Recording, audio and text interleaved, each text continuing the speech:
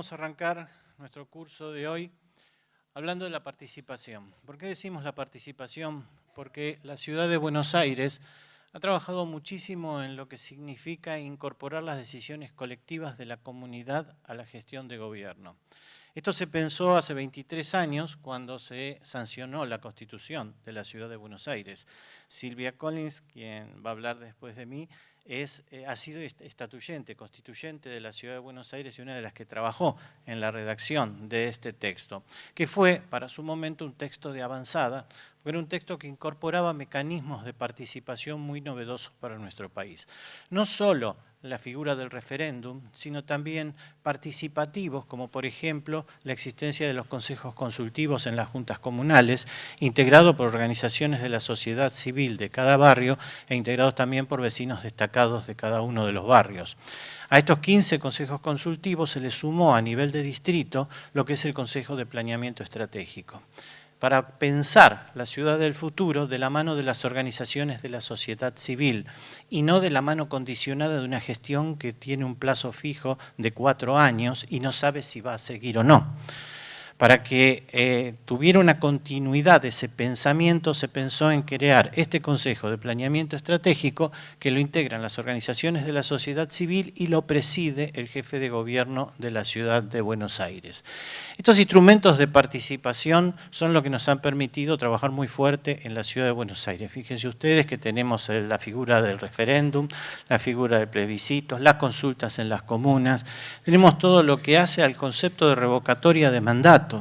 Existe un proceso de revocatoria de mandato establecido en la propia Constitución, que es decir, que con el voto la gente puede poner un determinado funcionario, pero también con el voto lo puede sacar. Y esto es algo importantísimo para un sistema democrático porque previene crisis como las que vemos que están sufriendo muchísimos de nuestros países hermanos.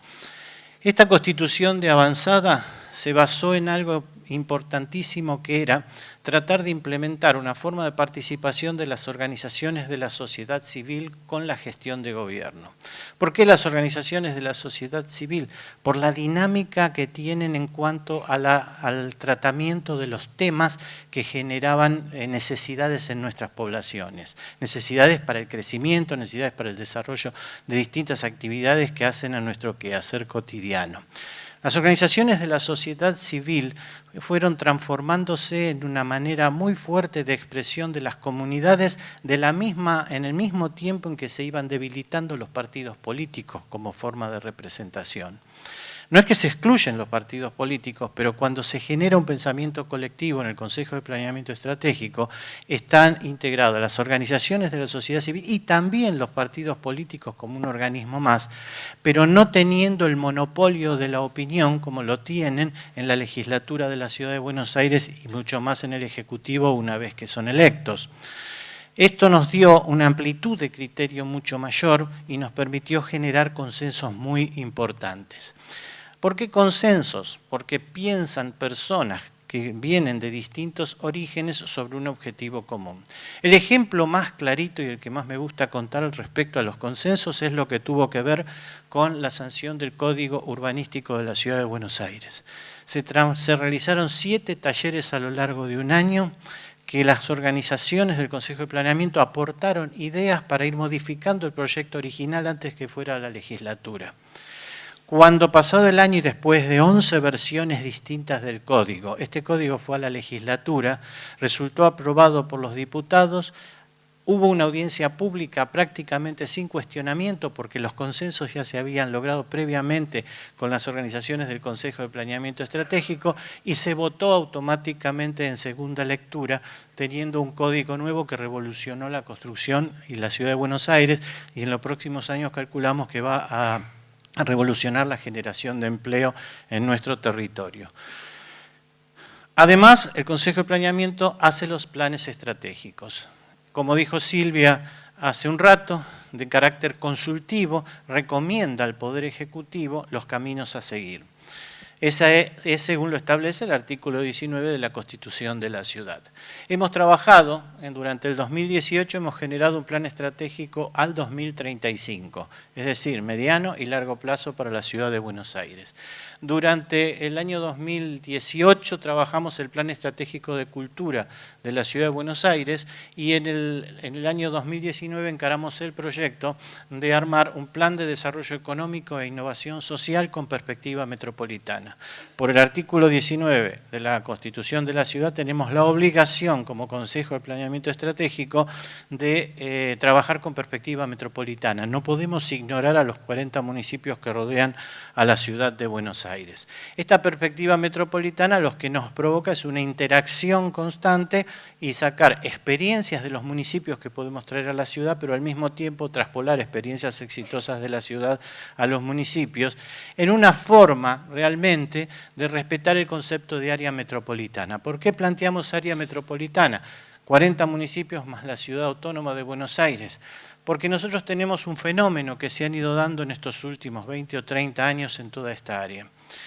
Esta área se ha ido transformando en los últimos 30 años en un verdadero sistema social. Todos tenemos parientes cruzados del otro lado de la General Paz, en otros municipios, nos movemos constantemente en una relación social de los habitantes de toda esta área, 16 millones de personas. También se ha transformado esta área en un sistema económico. Es un sistema económico propio. No hay diferencias en la forma en que se comercia y en la forma en que se trabaja en los 40 municipios. Hay pocas diferencias en cuanto a los ejes de generación de empleo en los 40 municipios y en la ciudad de Buenos Aires. Y este sistema económico funciona. Los clientes de las empresas que están en ciudad están en provincia o en provincia y venden en la ciudad. O sea, hay un intercambio permanente de actividad económica. Lo que no se ha transformado y es la normativa que está ausente en este momento y que nosotros tratamos de generar el pensamiento común para ver cómo salimos de esa deuda, es que se transforme también en un sistema político, que tenga una gobernanza que nos permita poder generar la normativa correcta para que los 40 municipios y la ciudad de Buenos Aires funcionen armónicamente y no como está sucediendo en este momento, donde muchas veces requisitos de un municipio con respecto a otro, o de algunos municipios con respecto a la ciudad de Buenos Aires, ya empiezan a entorpecer lo que es el desarrollo de las actividades económicas. Es una mora que tiene la política y es a la cual nosotros estamos aportando todo nuestro pensamiento para generar un proceso totalmente diferente. Un proceso que está apuntado en el fenómeno de concentración urbana. ¿Por qué hablamos de concentración urbana? Porque es un fenómeno indetenible. La Organización de las Naciones Unidas ha establecido que alrededor del 2050 el 90% de la población mundial va a vivir en ciudades, en áreas urbanas, en áreas metropolitanas. Y esto está generando un cambio, un impacto en todo lo que significa la construcción del trabajo en las áreas metropolitanas. Principalmente porque en las áreas metropolitanas no se puede criar ningún animal, no se puede plantar nada, no se puede sacar petróleo, no tenemos minería, no podemos hacer absolutamente nada relacionado con las grandes empresas que generalmente son contaminantes y están fuera de las áreas urbanas. Es decir, en las áreas urbanas donde va a vivir el 90% de la población, solo podemos generar trabajo a través de las cadenas de comercialización y prestación de servicios. Son las dos grandes actividades sobre las cuales las áreas urbanas están trabajando. ¿Y por qué hablamos de cadena de comercialización y prestación de servicios y esta construcción de un sistema económico urbano? Porque el mundo ha dejado de ser bipolar. Esto es algo que hace 40 años empezamos a ver el final, hace 30 años, hoy se está conmemorando en estos días la caída del muro de Berlín. En realidad desapareció la pelea entre el socialismo y el capitalismo. Desapareció la pelea entre los distintos bloques de izquierda y derecha en el mundo. Han cambiado los conceptos de izquierdas y derechas, porque lo que no se discute más en el mundo es el sistema. No hay una confrontación entre dos sistemas reflejadas en dos posiciones políticas distintas. Hoy lo que hay es un mundo unipolar. 250 de las 252 naciones del mundo han elegido el sistema capitalista y las otras dos están pendientes de ingresar al sistema capitalista, pero van en ese camino. Esto es una realidad inobjetable que tenemos que reconocer para poder entender que el nuevo posicionamiento a nivel mundial define nuevas izquierdas y derechas. Y por ponerle un nombre, pero las izquierdas y derechas nuevas van a desarrollarse dentro del sistema capitalista y no en confrontación con el sistema. Esto es importante porque esto nos muestra que las nuevas derechas van a ser los capitalismos fríos de los números, donde 1 y 1 son 2 y no importa cuántos se mueran en el camino, o vamos a las nuevas izquierdas dentro del sistema capitalista, que es lo que nosotros denominamos el capitalismo con sensibilidad social. Un capitalismo que entiende que hay que comprar, vender y prestar servicios en las áreas metropolitanas, pero que tiene que tratar de incluir permanente a la mayor cantidad de gente posible. Y esto es entender además el fenómeno que se está dando en el mundo, porque el capitalismo tiene una forma sola de crecer y de poder generar mayor cantidad de ganancias, y es incorporando cada vez más consumidores al consumo. No hay otra forma en que crezca este sistema económico si no incorporamos más gente al consumo. Fíjense que uno de los primeros que entendió esto fue, un ejemplo de hace 20 años atrás, Lula, cuando empezó a gobernar Brasil. La revolución económica en el Brasil, que lo potenció como una verdadera fuerza económica a nivel mundial, fue la incorporación de 30 millones de personas al consumo. Cuando él incorpora 30 millones de personas al consumo, lo que está sacando son 30 millones de la pobreza y le está dando la posibilidad de generar dinero de una manera distinta, de gastarlo en un sistema, los está incorporando al sistema.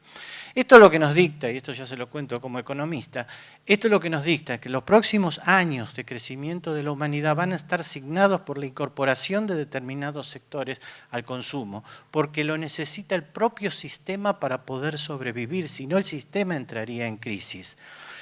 En una primera etapa del capitalismo lo que sucedió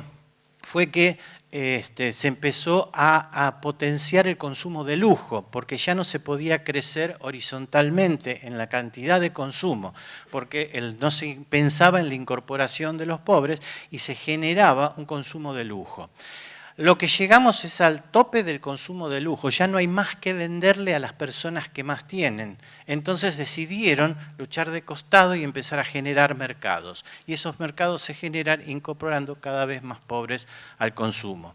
Este capitalismo con sensibilidad social implica una integración al mundo, porque además ustedes saben que las fronteras han dejado de existir. Hoy la tecnología nos pone cerca en cualquier lado. Lo van a ver el próximo 27 en la segunda clase, cuando vamos a tener disertantes de todo el mundo que van a estar en directo trabajando con nosotros y algunos hasta van a poder responderles preguntas, como hemos hecho en otras versiones de este curso, a personas que estaban en Bruselas o en Barcelona y que estaban contestando preguntas que ustedes estaban haciendo acá y se estaban viendo todos por las pantallas. Porque las distancias han desaparecido, ya no existe más ese tiempo que tarda en llegar una novedad de una punta a otra del planeta, sino al contrario, está totalmente incorporado ya a nuestra vida cotidiana. Y este impacto tecnológico tiene que ver con algo importantísimo, que es la aplicación de los sistemas de computación a nuestro hábitat cotidiano, a nuestro quehacer cotidiano. Stephen Hopkins, en una de sus últimas charlas antes de fallecer, dijo que año a año la computación genera chips que duplican su velocidad, duplican su capacidad y se reducen a la mitad en el precio. Esta relación de estos chips incorporados a nuestro quehacer cotidiano está provocando que cada 10 años el 65% del trabajo que conocemos desaparezca. Imagínense ustedes lo que significa esto en nuestro acontecer si no lo entendemos con una visión estratégica de que esto va a suceder y de que tenemos que empezar a capacitar de una manera distinta a la gente. Ya no enseñándole qué hacer, sino darle instrumentos para que ellos sepan dentro de unos años cómo utilizarlos para hacer dentro de escenarios totalmente nuevos para nuestro trabajo y para el desarrollo de nuestras actividades. Un proceso de educación de un niño tarda aproximadamente desde la secundaria hasta el final de la facultad unos 10 años. O sea, cuando ese niño elige una especialidad en la secundaria, no sabemos si esa especialidad va a existir dentro de 10 años. Haríamos muy mal en hacerle una educación acotada, sino al contrario, tenemos que darle instrumentos para que él pueda enfrentar estos cambios que implican globalización y desarrollo de las comunicaciones. 5 nos quedan, vamos rapidito entonces. El proceso de migración, ya lo han visto ustedes en la televisión, es importante en todo el mundo y es lo que está marcando la horizontalidad en cuanto a la calidad de relaciones entre las comunidades. Lo hemos visto nosotros en la Argentina con la incorporación de venezolanos a nuestro mecanismo de trabajo, un proceso de integración muy rápido. Ya no lo vemos por televisión, sino que realmente lo vemos en nuestro quehacer cotidiano. El artículo 38 de la Constitución de la Ciudad, fíjense hace 23 años lo que decía, incorporaba la perspectiva de género en el diseño y ejecución de políticas públicas. Hace 23 años, cuando este tema no estaba en vidriera, realmente no era una cuestión como hoy, que es un tema de la humanidad. La humanidad está revalorizando el valor de la mujer, la presencia de la mujer en los distintos mercados. Realmente se está dando una revolución mundial en lo que hace a perspectiva de género, y la Ciudad de Buenos Aires en el artículo 38 lo incluyó hace ya 23 años. Y esto ha sido motivo de muchísima legislación. La Ley 474 es una ley real que reglamenta el artículo 38 de la Constitución de la Ciudad y que tiene que ver con lo que se denomina un plan de igualdad real de oportunidades y de trato entre mujeres y varones. Una ley que fue indiscutida, votada por unanimidad y que implicó la incorporación de un montón de políticas en la gestión de gobierno. El desafío nuestro ahora como planeamientos estratégicos es incorporarlas en el planeamiento estratégico a mediano y largo plazo. El Consejo de Planeamiento Estratégico fue uno de los primeros organismos que a instancia de mujeres como Silvia Collins, como otras integrantes del propio Consejo, crearon la dimensión de género dentro del Consejo de Planeamiento Estratégico. Es una comisión específica de trabajo que desde hace 20 años está trabajando en este tema. La Ley 474 busca favorecer la incorporación de las perspectivas de género en el diseño, gestión y evaluación de las políticas públicas. Esto es importantísimo porque piensen ustedes que la Ley 474 ya tiene 19 años de vigencia en la Ciudad de Buenos Aires. O sea, no es un tema menor para la Ciudad de Buenos Aires la incorporación de la perspectiva de género. Y nosotros la incorporamos en los planes estratégicos. En realidad, gracias a la participación de las personas que integran la Comisión de Género, la dimensión de género en el Consejo de Planeamiento Estratégico, pudimos incorporar muchas propuestas de acciones en este plan estratégico al 2035 que tienen una construcción, una presencia real en el pensamiento colectivo, porque este es un elemento de consulta que utilizan todos los funcionarios de gobierno al momento de tomar sus decisiones. En la formulación de ejes, lineamientos y propuestas está incluida la perspectiva de género en cada una de las temas que nosotros hemos tratado en el plan estratégico. Como dije antes, 2017, 2018, los planes estratégicos y el 2019, el de desarrollo económico e innovación social. Fueron los dos primeros cursos que hicimos este año que trataron esta temática. Y en función de eso, o sea, de lo que significó la discusión del rol de las mujeres y de la perspectiva de género en el desarrollo de las actividades económicas, es que pensamos profundizarlo a través de este tercer curso, ya volcándonos directamente a la perspectiva de género. Cuando hablamos de planificación con perspectiva de género, son temas infinitos para seguir hablando. Yo se los dejo a manera de títulos porque todos ellos tienen que ver con algún tema que hemos tratado en el Consejo de Planeamiento Estratégico, sea en su incorporación de propuestas para el mediano y el largo plazo, como en lo que significa el envío de proyectos de ley a la legislatura de la ciudad, como por ejemplo crear una ley marco que se está estudiando ahora para que haya nombres de mujeres en las calles de la Ciudad de Buenos Aires. Ustedes saben que el mejor ejemplo es la Comuna 8. En la Comuna 8 yo puedo discutir con ustedes la cantidad de calles que hay, pero les pregunto cuántas tienen nombre de mujer y si yo les digo que son 2, nadie me va a creer. Sin embargo, son 2. El resto son todos nombres institucionales o de varones. Por eso estamos trabajando en una ley marco y en los barrios nuevos que se están creando en la zona sur, incorporar nombres de mujeres en vez de varones, cosa de ir equiparando este reconocimiento, porque el nombre de una calle no deja de ser un reconocimiento al trabajo que han realizado determinadas personas por la comunidad de la ciudad de Buenos Aires. Como dije antes,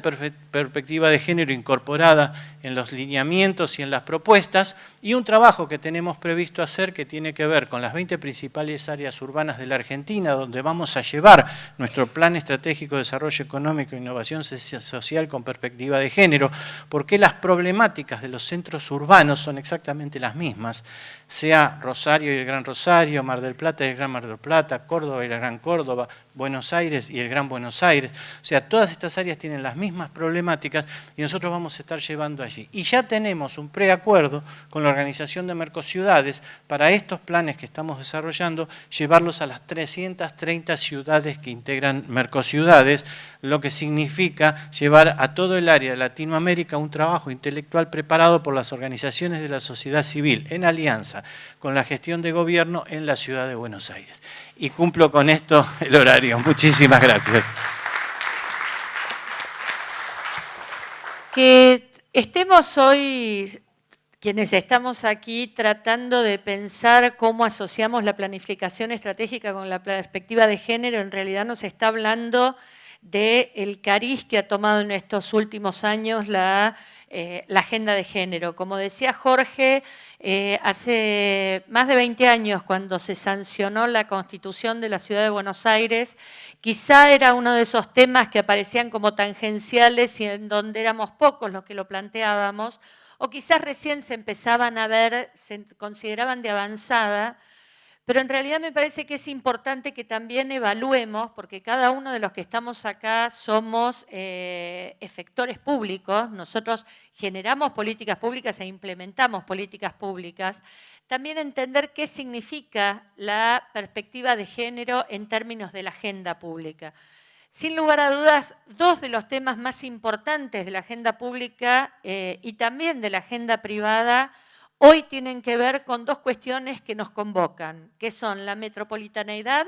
y el género o la reducción de las brechas de género. Estos dos temas que se imbrincan y que en definitiva tienen que ver con algo que planteaba Jorge en el final de su exposición, que hacen a las condiciones de equidad en la sociedad en la cual hoy nos encontramos, son los desafíos que nos plantea la resolución de la agenda de las políticas públicas. Por allá por la década del 90 aproximadamente, hasta ese momento, las cuestiones de género eran visualizadas desde las políticas sociales como una cuestión descriptiva que hacía distintos colectivos. Después de lo que se cumplen, algunos de ustedes sabrán que se está haciendo la reunión de Beijing más 25,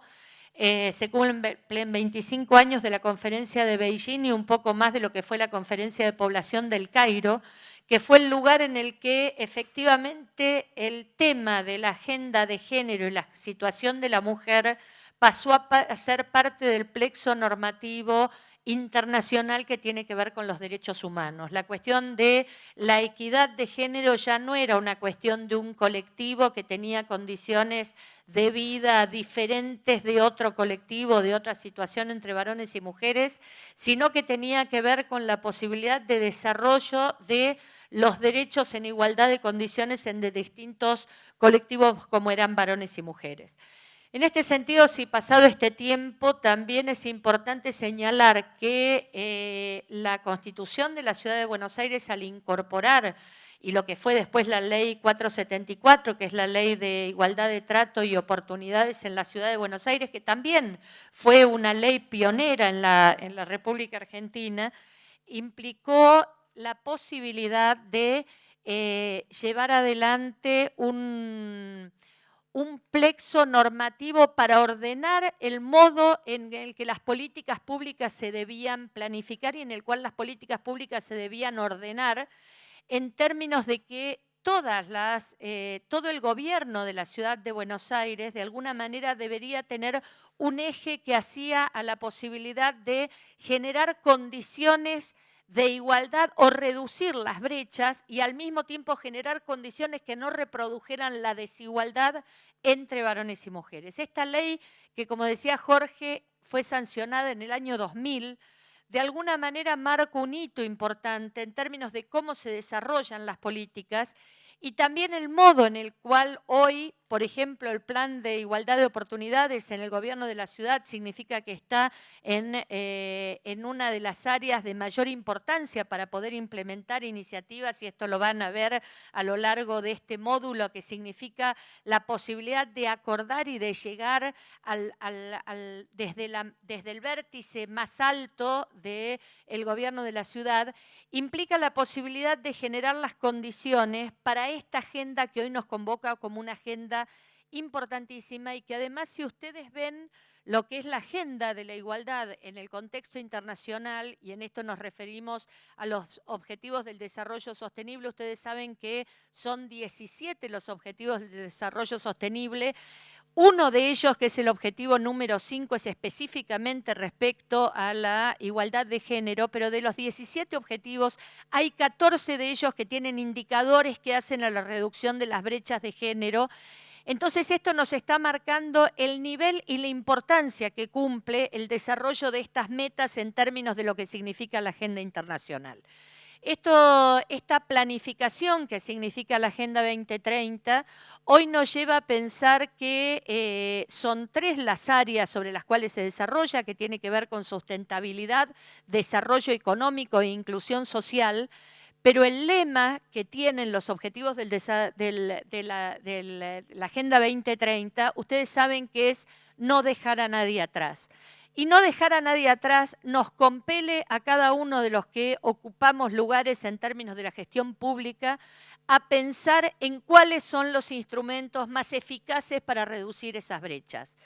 Y aquí entra el papel de la planificación. La planificación es el instrumento que a nosotros nos permite, a través del diagnóstico, situarnos en cuáles son nuestros objetivos y cuáles son los mejores caminos para arribar a esos objetivos y para tener los mejores análisis en términos de cómo reducir los costes sociales, tecnológicos, para arribar a esos objetivos. En este sentido, me parece importante, y como señalaba Jorge, el Consejo del Plan Estratégico ha sido, creo yo, pionero en términos de pensar cuáles son estas acciones, y estas acciones tuvieron que ver desde la práctica y la articulación que llevamos adelante desde las organizaciones de la sociedad civil en articulación con el gobierno y las políticas públicas, para poder desarrollar en paralelo a como se venía desarrollando en toda la sociedad civil estas discusiones que hacían a cuál es la responsabilidad que tenemos desde la gestión pública respecto a las condiciones y a las brechas de género. Y acá me permito hacer un pequeño parate para identificar que las condiciones de discriminación o las condiciones de reproducción de las condiciones de discriminación tienen distintas variables, y acá está la importancia de por qué hacemos tanto hincapié en la planificación en las políticas públicas. Nosotros, por una parte, tenemos condiciones que tienen que ver con actores en términos del ejercicio de sus derechos, que son las mujeres en las distintas áreas, y como veíamos y mostrábamos recién, todos los temas que tienen que ver con paridad, que tienen que ver con participación, que tienen que ver con la mujer en los distintos ámbitos y espacios de poder y de decisión, que para los cuales ya desde hace muchos años, como se ha generado desde los 80, las políticas de discriminación positiva, y hoy lo hablamos desde lo que son las políticas de paridad, pero al mismo tiempo nosotros vivimos en sociedades en las cuales los roles de género no solo han estado estereotipados, sino que además han generado condiciones materiales en el propio desarrollo de nuestra cotidianeidad. Y en esto acá viene la importancia de lo que pasa con las áreas de las concentraciones urbanas y las políticas públicas. Recién planteaba Jorge el tema de cómo se ven las concentraciones y las áreas metropolitanas, pero además dentro de las concentraciones urbanas, América Latina y la Argentina en particular, tenemos casi la más alta concentración en el mundo de concentraciones urbanas. Y la verdad es que los espacios físicos reproducen las condiciones de las relaciones sociales que tenemos entre los grupos. Y lo cierto es que las ciudades han sido pensadas para actividades que también devienen de una forma de pensar la actividad social y la actividad económica que hacía un modo de jerarquizar los roles entre varones y mujeres. Las ciudades están pensadas para varones de mediana edad con todas sus capacidades y que generan y hacen recorridos y articulan de acuerdo a los modos en los cuales se distribuyen los roles sociales, y esto tiene que ver con que una agenda que dividía entre lo público y lo privado, donde las mujeres se hacían cargo fundamentalmente de las tareas de reproducción y cuidado y los varones se hacían cargo de lo que podemos llamar las tareas de producción económica. Esto que por ahí nos parece medio lejano, en realidad impacta cotidianamente en todas las formas de desarrollo y articulación a través de las cuales nosotros llevamos adelante nuestras tareas cotidianas. En este sentido, les pido disculpas, pero yo me cuesta manejar el aparatito y hacer la exposición, pero bueno, no importa, me van a saber disculpar. En este sentido, la posibilidad, el pensar el modo en el cual nosotros desde la gestión pública reducimos brechas, también significa en ver cómo modificamos las condiciones que siguen reproduciendo esas brechas. Si nosotros no pensamos, por ejemplo, en las políticas de cuidado como un eje central de la agenda pública, en realidad lo que estamos haciendo es reproduciendo la distribución de los roles tradicionales. Si nosotros no pensamos el diseño y la posibilidad de las formas de comunicación y conexión dentro de la ciudad, complementando las acciones de cuidado con las acciones económicas, no vamos a estar modificando estas brechas. Con lo cual, en esto que hablábamos de lo que son los desarrollos del objetivo, los objetivos del desarrollo sostenible, nosotros lo que estamos planteando es la posibilidad de planificar y de pensar en acciones cotidianas que en las ciudades modifiquen estas, podríamos decir, estas diferencias estructurales que hacen a la posibilidad del acceso y el ejercicio de los derechos, en el acceso a los derechos de varones y mujeres. Y en el caso de la planificación estratégica desde la dimensión de género en el plan estratégico, lo que hemos hecho es transversalizar esta mirada para poder, desde las distintas áreas de trabajo y producción que han tenido los planes estratégicos, generar propuestas de acción que nos hagan y nos permitan reducir estas brechas y generar no solo acciones en términos de políticas públicas, sino también en términos de pensar cuáles son las ciudades y cuáles son los objetivos que nosotros nos tenemos que ir poniendo en términos de la gestión cotidiana. Desde la dimensión de género hemos intervenido en términos de algunas cuestiones centrales. Planteaba, por ejemplo, Jorge, el tema del último código de planeamiento urbano, en el cual a través de la intervención directamente de la dimensión de género se ha incorporado la perspectiva de género en el planeamiento urbano. Es uno de los primeros casos en términos de planificación que se ha incorporado esta perspectiva, porque la realidad es que varones y mujeres no usamos ni disfrutamos de la misma manera las ciudades. Y para tener acceso a ese uso y disfrute tenemos que pensar cuáles son las condiciones materiales que nosotros tenemos que generar desde la planificación de las políticas urbanas, políticas sociales, políticas de educación, que tienen que ver con el uso y con el disfrute del tiempo. Ustedes en este curso van a tener la posibilidad de acceder y de ver una serie de iniciativas que se están llevando adelante desde la ciudad que nos van a permitir en el futuro inmediato poder tener un mucho mejor diagnóstico, por ejemplo, de cómo usamos de manera diferente el tiempo varones y mujeres y cuáles son las políticas y cuáles son aquellos elementos que nosotros tenemos que intervenir para poder hacer este uso y disfrute, por ejemplo, del ocio, sea mucho más equitativo entre varones y mujeres. Creo que esta es una demanda que nosotros tenemos en términos de lo que significa lo que hablábamos recién, ¿no? El reconocimiento y valoración de los cuidados y el trabajo doméstico no remunerado a través de la población de políticas públicas. Nosotros hoy no tenemos en términos de lo que es las cuentas nacionales, no está incorporado el trabajo no remunerado y sin embargo esto significa un enorme potencial y un enorme desarrollo en términos del aporte que hacemos las mujeres y tampoco los trabajos de cuidado están como política pública sistematizados y hoy a nosotros nos interesa en términos de la ciudad y en términos de